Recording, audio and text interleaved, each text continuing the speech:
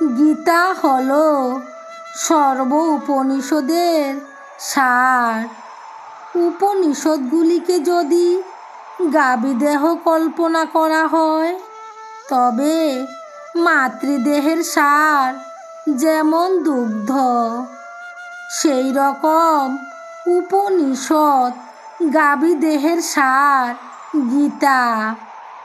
আর তাই দুগ্ধ গীতামৃত।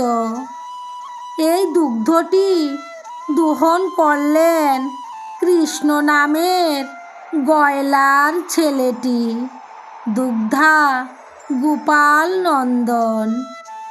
গয়লার ছেলে দুধ দুইবার কায়দা জানেন, তাই সব দুধটুকু টেনে বের করে নেয়। সুবৃহৎ উপনিষদ ক্ষুদ্র হলো গীতায় সার, অথচ মিথ কম কথায়। কিন্তু তার চেয়ে সার কি হতে পারে? হ্যাঁ, সেই দুধকে যদি জাল দিয়ে ক্ষীর করা যায়। দাপরের কৃষ্ণই কলিতে শ্রী শ্রী রাম ঠাকুর রূপে এসেছেন সেই দুধ জাল দিয়ে ক্ষীর করতে। বস্তু একই, কিন্তু সুস্বাদু অনেক বেশি।